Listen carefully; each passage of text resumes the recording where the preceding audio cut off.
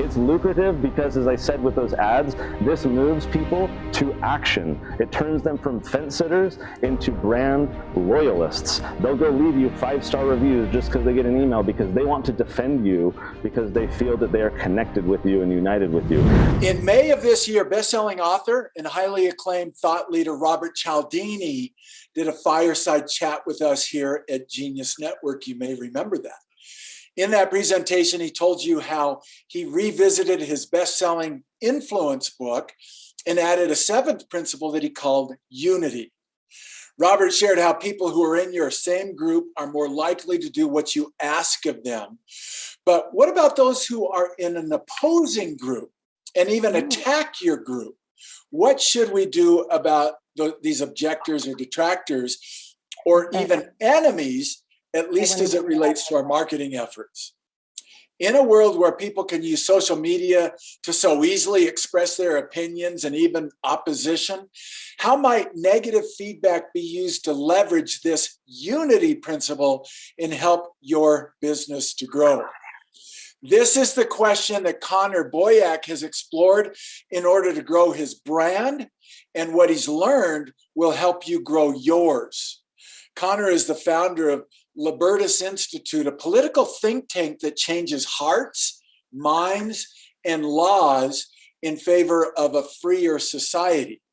He's the author of 30 books, including the popular Tuttle Twins children's book series that has sold over 3 million copies worldwide.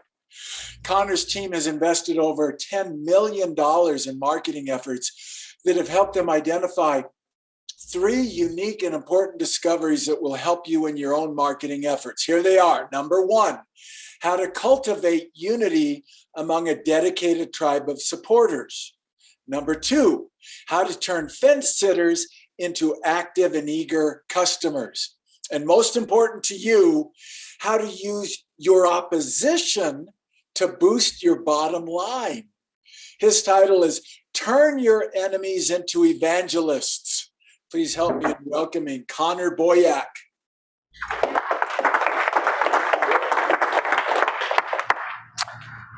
Let me begin with a question. When someone attacks your business, how does it make you feel? So this could be like a negative online review, Yelp or Google. Maybe it's something a competitor said that's nasty about you. Maybe it's your customer service department relaying feedback that they got. When someone says something not nice about your baby that you've tried to create, how does it make you feel? What if those criticisms could be turned from weaknesses into strengths? Today I'm going to share how you can turn your enemies into evangelists and how monetizing your haters is ELF. It's easy, it's lucrative, and it's fun. And why should this matter to you? Well, it should matter because the hero's journey that we are all on in building and growing our businesses, every adversity, every great thing we try and do requires opposition to overcome. That's how we achieve greater heights. And that opposition, that adversity is central to our story in growing our business. We need to lean into and use it. We need enemies in order to thrive. And you can turn them from enemies into evangelists. What Dr. Cialdini talked about in his book is critical, this new unity principle. But we are united with people by also being disunited with others.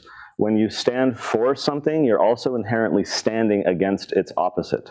And we need not shy away from identifying and pointing that out to our tribe, to our community. We're talking today about connection. Connection implies disconnection, right? We are disconnected with some people so that we can be connected with others. And that message can be leveraged in our marketing. So let me begin with a story. September 29th of last year, I got a Google alert. And this is for our Tuttle Twins children's books that were mentioned in the intro. These books are extremely unique, they're highly impactful, and I'm used to getting a lot of praise for these books. I expected this particular Google alert to be more praise. It wasn't.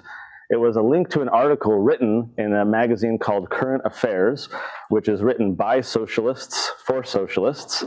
And they didn't like our book very much, our book series. They had a lot of mean things to say about what it was that we were doing. I'm going to share with you how that article ended. The Tuttle Twins is the most wretchedly contrived, grotesquely, unethically indoctrinating, cliche-ridden heaps of steaming garbage I've ever had the misfortune to read. Kudos for a well-written, you know, like that's good writing if nothing else, right? So put yourself in my shoes. This guy is attacking your baby, right? How do you feel? How do you feel? Explore that emotion a bit. Most people would feel angry or sad. I was smiling. I had a big smile on my face. So much so that I took a picture of myself holding this quote alongside one of our books, and I wanted to share this with the world. So I did. I sent it over 500,000 people on our email list. I sent them the link to the article attacking us, along with a coupon code titled Current Affairs, which was the name of that magazine, saying, hey guys, big discount if you use the coupon code Current Affairs. We sold 10,000 books in 24 hours. A lot of authors in this room would kill to sell 10,000 books, period. We did it in a day. We spread the article and the coupon code and everything else across social media. We shared this as far and wide as we could. Fun story, that magazine, Current Affairs, they created a Tuttle Twins coupon code to try and sell their magazine. I don't think it did very well, number one, because I don't think socialists know how to sell things very well. But number two, right, we were the victim, right? They were the aggressor. It didn't really work in the reverse, but it worked extremely well for us. I actually bought a copy of this magazine, which felt awkward supporting financially a socialist enterprise, but I bought a copy because I wanted to mount it in my office as kind of this prize of like, I've succeeded, this is great, they're attacking me. But it wasn't enough to just hang that in my office. I had to turn it into a Facebook ad because I knew that my enemy could be evangelized, right, to help further my brand. I don't know if you see the metrics down there, but this ad continues to perform extremely well. And why does this work, right? Why did we know to do this? Why was I smiling? It's because a couple of months prior, our team had actually gone to Amazon and culled all of the one-star reviews for our books. And we wanted to compile those into a short little video. This is just the beginning part of it. Maybe the sound won't work, but that's not necessary in this case. Usually a snack for the rest of the family. That's not you can't do because you're sleeping. There's a setting you can do that'll fix the audio. We'll ignore the audio. It's not needed. Okay, so that was a little example of the book or of the video. Hey, I hope you're enjoying this video, and I want to let you know that I have a new book that's come out, and if you'd like to get it absolutely free, there's a link below in the description, or you can wait till the end of this video, or you can simply go to joesfreebook.com and you can get a copy there. So we had done this and we said, you know, there's something to this idea. This video blew up. We sold and still sell so many books because it moves people to action. All those people scrolling by engage with this type of content, and they love that we're poking back at people. And it's not just if an article attacks you or if you have negative one-star reviews. You can use this with any form of communication where people are coming after you. You can take an email, you can take a text, you can transcribe something that someone said in person, or you can take, as we did here, a Facebook message. Poor Joseph, my enemy, is now my evangelist. We responded to his message where he called our book stupid, and we scrubbed his name. And now this is a Facebook ad that performs extremely well. It engages people so heavily because people identify or want to identify with us. We're uniting people and connecting with people by showing who we are disunited and disconnected with. So then we put together a little video. Again, I guess the sound won't work here, but we put together a little video showing us attacking socialism. All this kid says, we must seize the means of production. And the mom says, stop it, Vlad, you know the rule. No communism allowed in our home. If you want to regulate something, go regulate the mess in your room. And so now the mom here goes on to explain how kids these days are, you know, being taught socialism and all kinds of garbage. So we have this long video. This went crazy viral. And when you're attacking socialism, who's not going to like that? Well, the socialists who proceed to create all kinds of video responses over YouTube. Conservative cringe passed off as absolute truth. Tuttle twins want to indoctrinate your kids. Anti-communist propaganda, like yes, or anti-communist communist propaganda, gladly so. We even got coverage on the Young Turks, which is a well-known progressive and socialist platform. All of these people, by the way, organized on Reddit and Twitter to descend upon the Google reviews for our book and carpet bombed us with all kinds of negative, vulgar, horrible one-star reviews. Now again, I could be angry, I could be sad, I could decry cancel culture, I could play the victim card, or I could turn my enemy into an evangelist. And I sent the link to this Google review out to our whole audience and mobilized them to leave nearly 700 five-star reviews. Yes, it restored balance to our rating, big whoop, but it gave me nearly 700 pieces of marketing collateral of people saying nice things, and they were compelled to action by being connected and united with us because I planted that flag, I leveraged the human psychology of tribalism and moved everyone to act. Now you might say,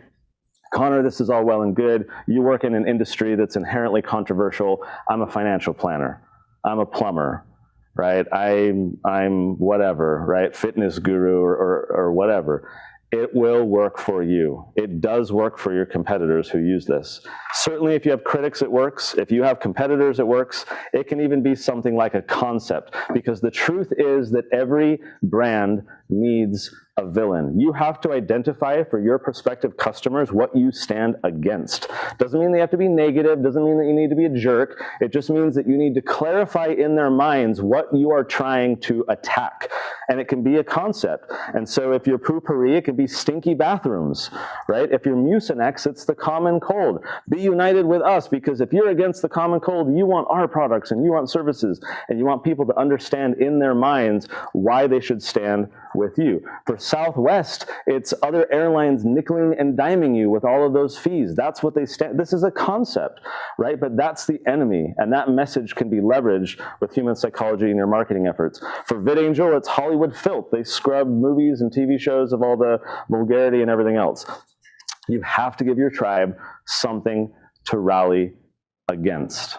If you want them to be united with you, you have to point out what the enemy is.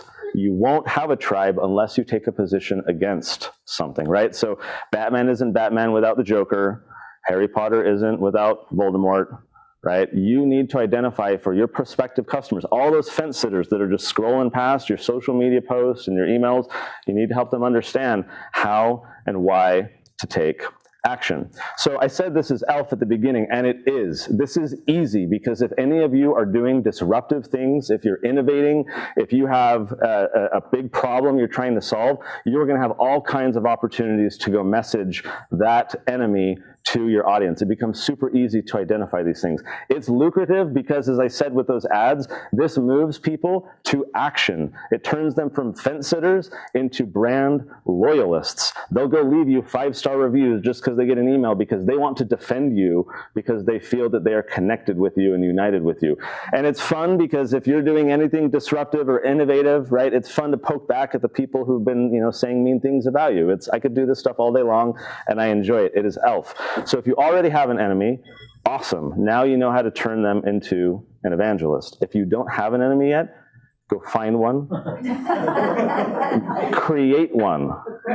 It's not that hard, and it's a lot of fun. Because next time when, like me, you get a Google alert and someone says something mean about you that you don't like, you're not going to be sad, you're not going to be angry, you're going to smile all the way to the bank. So go get them. Okay, I hope you found that video awesome and useful. So if you want to get a free copy of my book, I want you to click here. And if you want to watch some more videos that'll be useful and awesome, click here. Go ahead. They're over here. Do it now. Come on. Thank you. Watch them.